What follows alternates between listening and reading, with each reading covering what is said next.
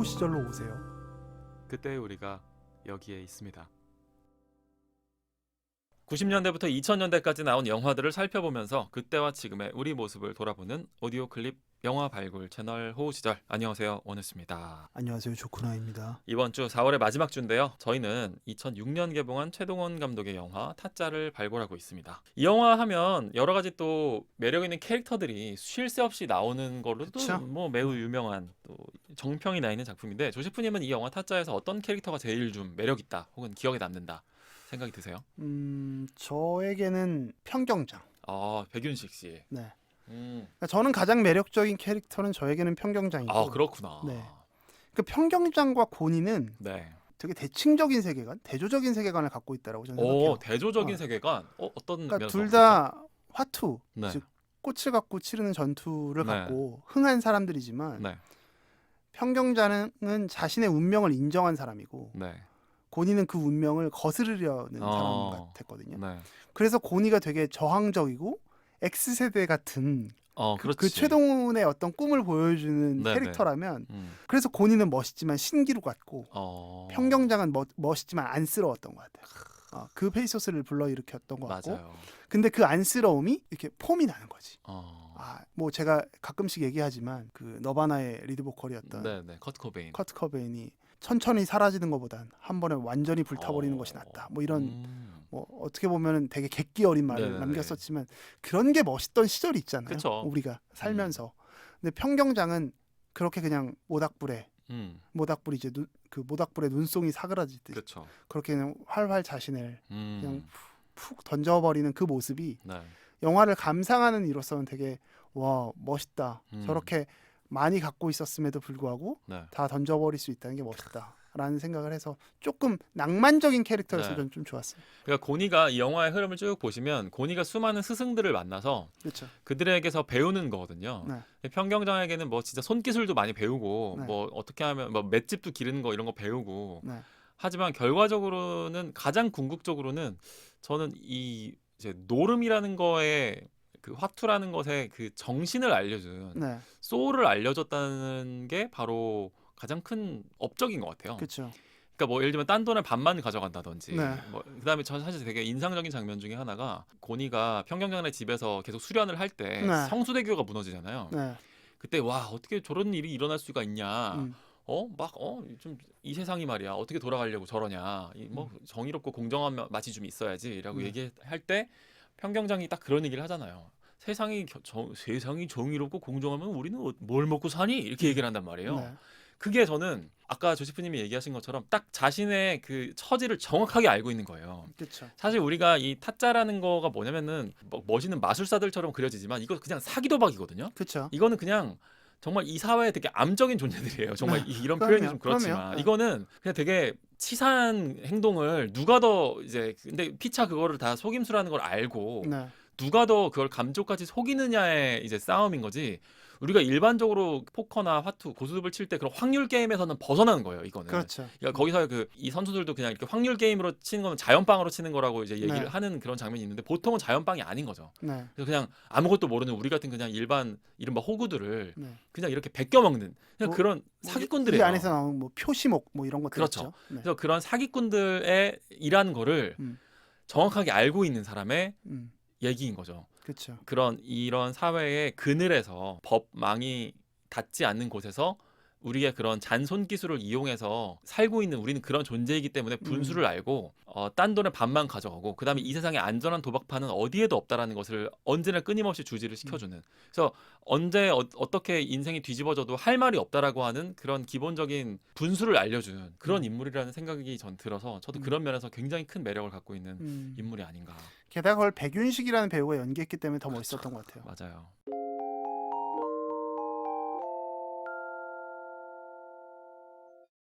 원우 씨는 뭐 처음에 말씀하셨던 것처럼 고니가 제일 매력 있는 캐릭터라는 그 기본 베이스에서 저는 조금 이제 상대적으로 덜 부각돼서 사실 아귀도 되게 많이 부각되고 네. 최근에 심지어 곽철용 씨도 엄청나게 부각되고 그 있죠. 스타덤이 오르셨잖아요. 네.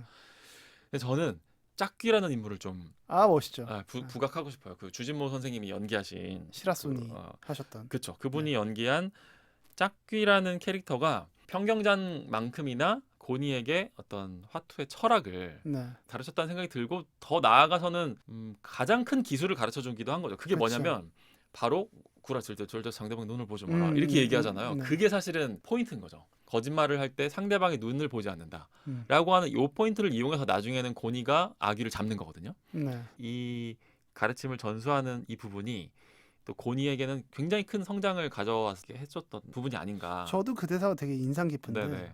구라칠 때 상대의 눈을 보지 말라는 네. 거는 음. 네 눈동자 속에서 그만큼 많은 것들이 진실이 드러난다라는 음. 얘기잖아요. 근데 저는 이게 좀 슬펐어요. 또 시대가 지나면서 네. 요새는 그렇게 눈을 보고도 속이는 놈들이 너무 많아졌구나. 맞아요. 시대가 이렇게 바뀌었구나. 사람들이 더 영악해졌고 나쁜 놈들이 더 나빠졌다. 맞아요. 요즘은 이제 눈을 보고도 속일 수 있는 시대가 온 게 아닐까. 그렇지. 그것 때문에 30년 전의 네.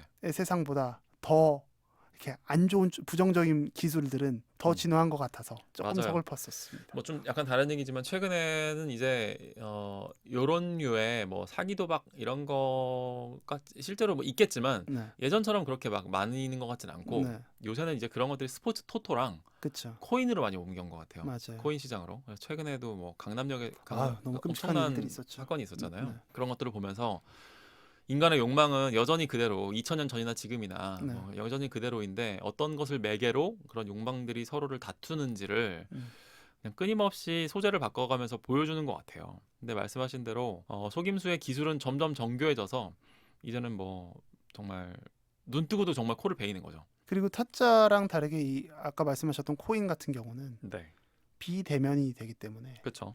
더욱더 쉽게 죄책감 없이 맞아요. 상대방을 털어먹는 게 아닐까라는 맞아요. 생각도 듭니다. 그런 세상을 우리가 살고 네. 있는 게 아닌가라는 생각까지를 해보게 되더라고요. 개인적으로는 경제사범들을 그래서 네.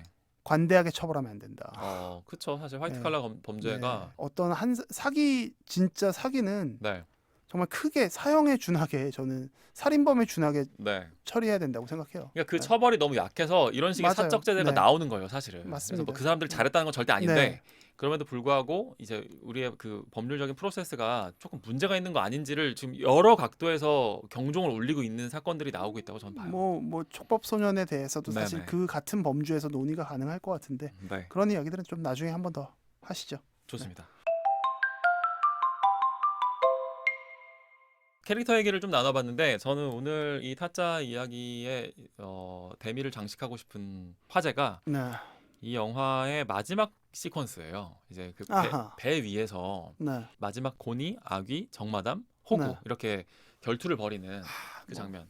재밌죠. 이미 그 배의 다른 방 안에는 이제 고광렬, 유해진 씨가 손목이 거의 손상된 채로 누워 있는 상태에서 고니는 이제 마지막 결전을 치르기 위해서 죽을 걸 알면서도 이 배 위로 오르는 거거든요. 이게 이제 곧 평경장의 복수이기도 하고 뭐 고광렬에 대한 복수이기도 하고 또 이 화투를 치르는 중에 평경장을 죽인 게 정마담이라는 사실을 또 알게 되기도 하고 그렇죠. 이제 여러 가지 사건들이 폭발하는 그런 시퀀스인데 요 장면이 워낙 유명한 장면인데도 불구하고 제가 이번 방송을 한번 들어보시고 다시 한번 보셨으면 좋겠어요. 제가 이제 요 마지막 시퀀스를 되게 좀 자세하게 한번 발굴을 해보려고 하거든요. 네. 그래서 기대됩니다. 요거를 좀 잘 들어보시고 이제 그 최동원 감독이 사실은 되게 편집의 귀재예요. 그래서 이 마지막 시퀀스를 거의 초 단위로 이 장면에다가 의미를 집어넣은 거거든요. 그래서 워낙 빠르게 지나갔기 때문에 놓치실 수 있는 것들을 제가 마지막으로 한번 짚어드리고 싶은 얘기들이 있어서 네. 말씀을 드려보려고 해요. 일단 이 대결에서 아귀라는 캐릭터가 중요합니다. 아귀는 이 영화의 최종 보스이기도 그쵸. 하고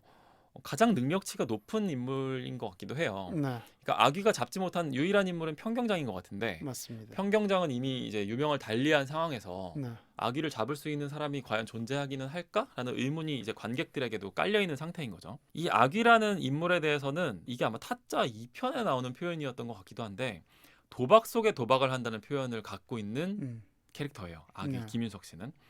그러니까 이게 어떤 말이냐면 우리가 뭐 돈만 따면 되는 거잖아요, 사실. 네. 이게 그 화투판에서 그게 뭐 속임수를 쓰건 어떻게 했건 간에 목적이 돈이면은 될 것 같은데 이게 아니라 이 사람은 자꾸 다른 그 안에서 돈 이상의 다른 거를 자꾸 게임을 벌이는 거예요. 뭐 너 이거 해가지고 뭐 네가 갖고 있는 게 풍이면 단풍이면 뭐 손모가지를 건다든지 목숨을 건다든지 자꾸 이런 식으로 나오는 거예요. 그리고 또 플레이하는 방식을 보면 상대방이 속임수를 쓰도록 유도를 일부러 해요. 네.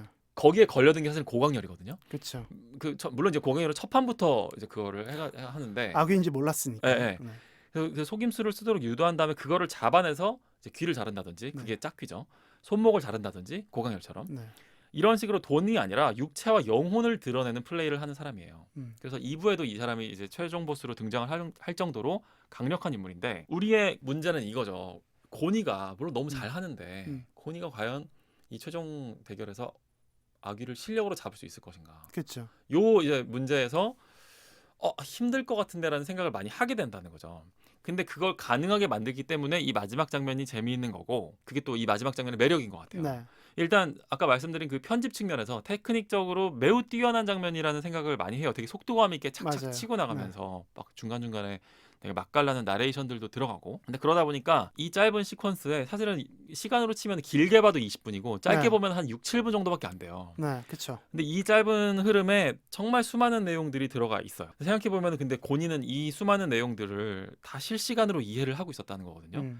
그거를 생각하면은 사실 굉장히 외로운 상황이었을 거라는 거죠. 지금 그걸 정리를 한번 해주시나요? 그렇죠. 그래서 네. 그 나레이션 가슴에 비수가 날아와 꽂힌다라고 하는 이 나레이션이 사실은 고니가 스스로도 걱정을 하고 있는 거예요. 내가 이거 이길 수 있을까?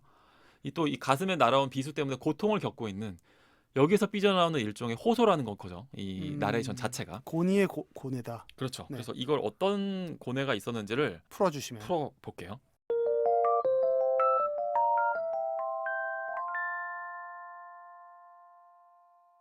일단 화투판이 시작되면 어떤 장면으로 시작하냐면 아귀가 첫 판부터 4억을 베팅을 하고 아귀가 고니를 잡는 첫 네. 판부터 4억을 태웠죠. 따요. 네.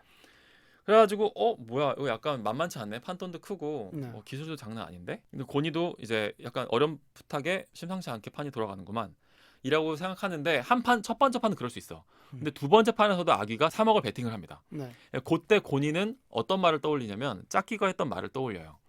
구라칠 때 절대 상대방 눈을 보지 마라. 네. 이걸 떠올려요. 그래서 쓱 아귀의 눈을 쳐다보는 장면이 나옵니다. 근데 네. 그때 아귀가 눈을 피해요. 네. 그래서 그때 고니는 직감하는 거죠.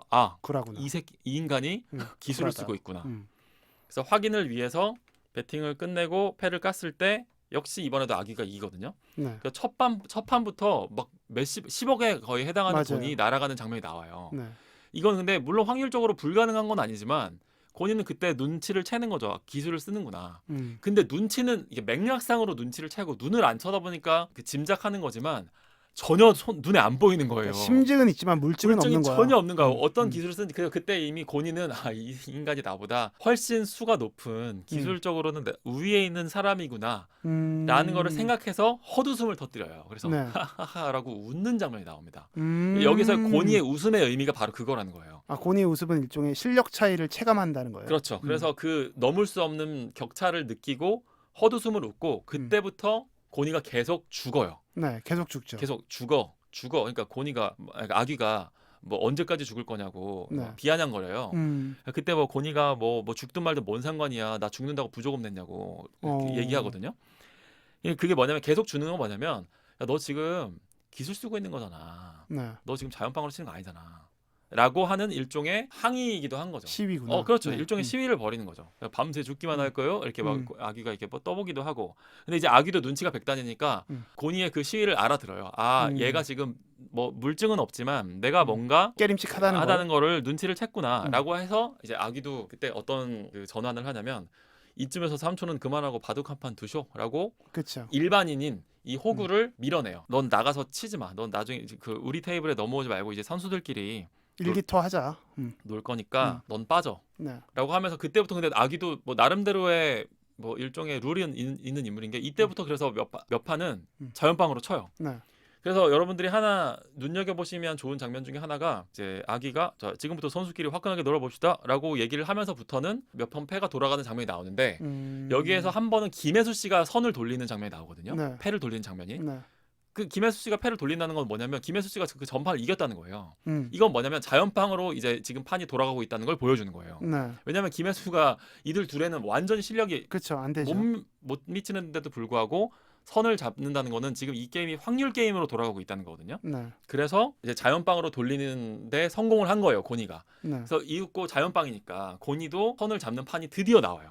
드디어 처음 이기는 판이 나와요. 그래서 거기에서 아기가 하는 대사 오늘 처음 먹나? 아이고 많이 자셔야 할 것인지 그거 가지고 되겠어? 라고 얘기하는 장면이 이제 고니가 처음으로 선을 잡게 된 장면이 나온 거예요.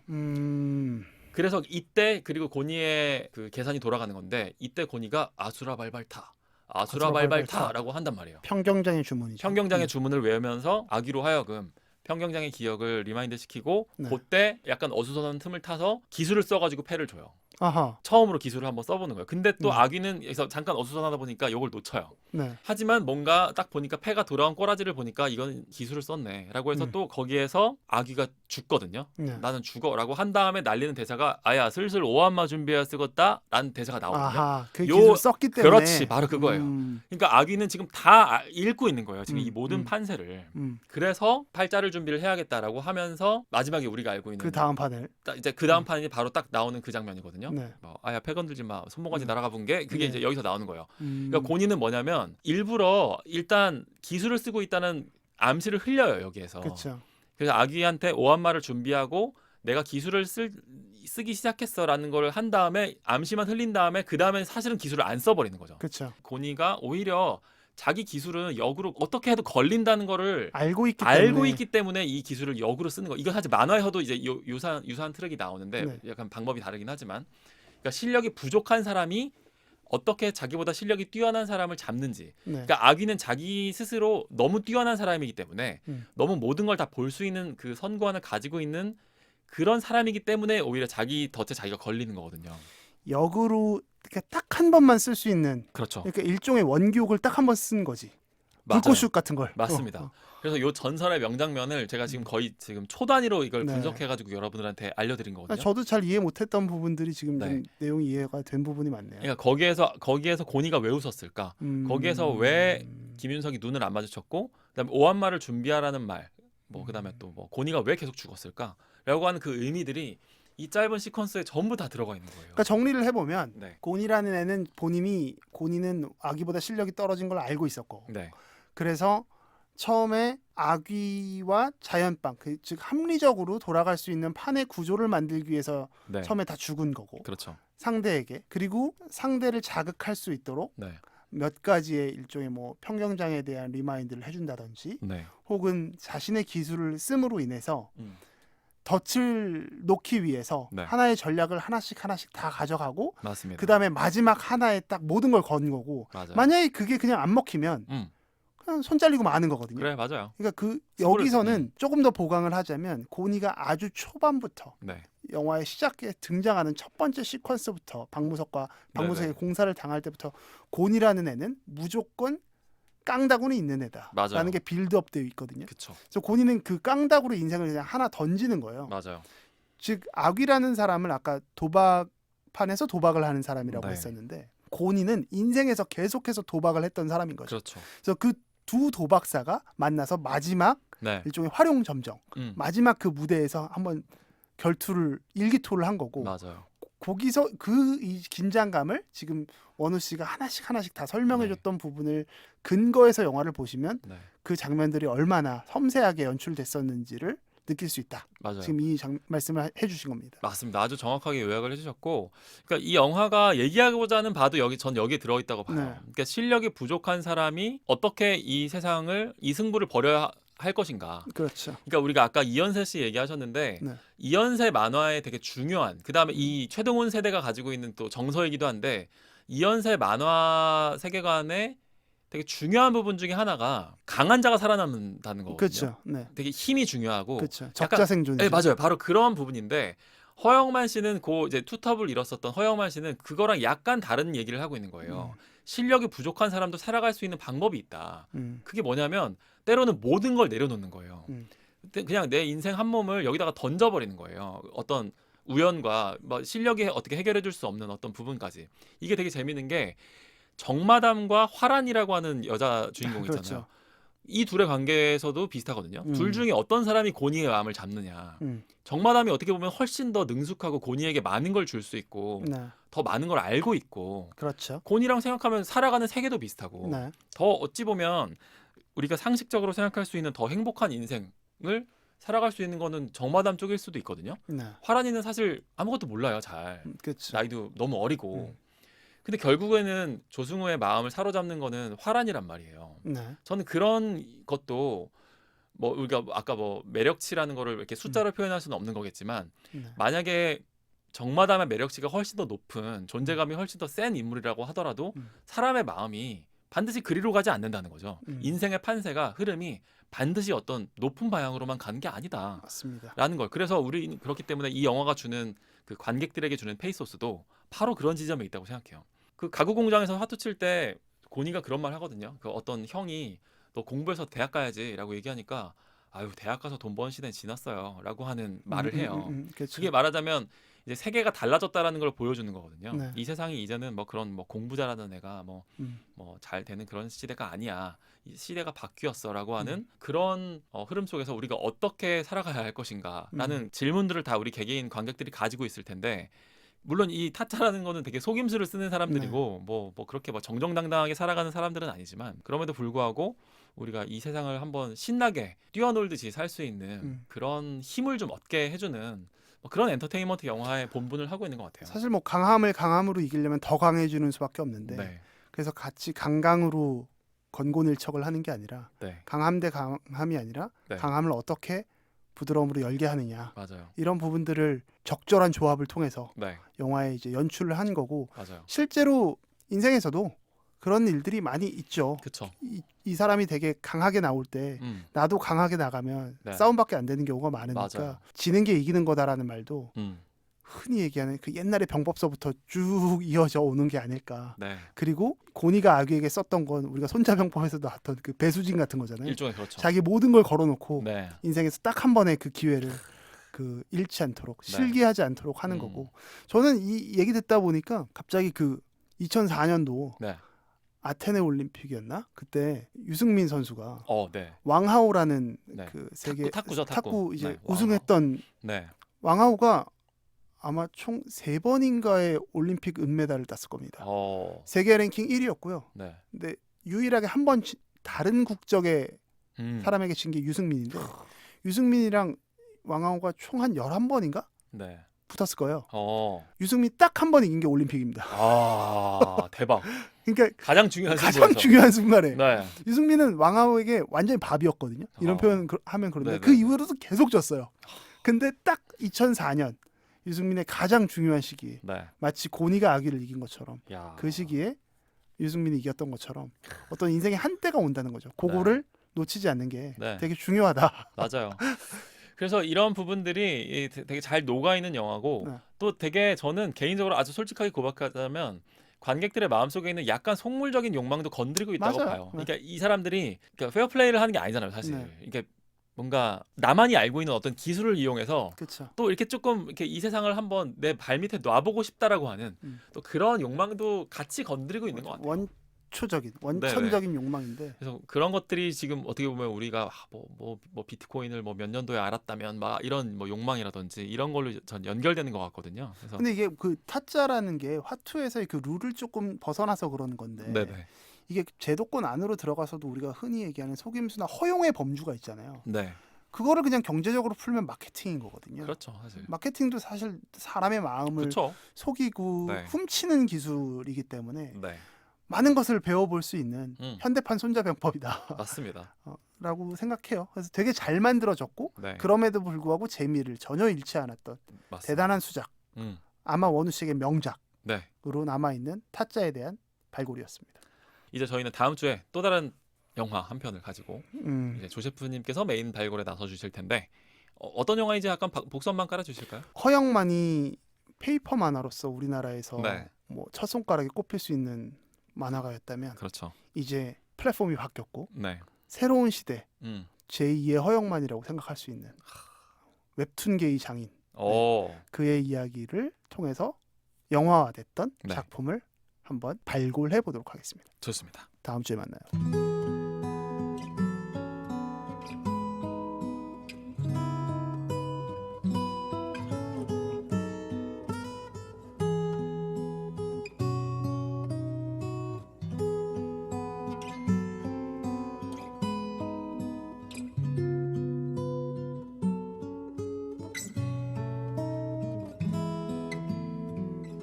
우리의 호우 시절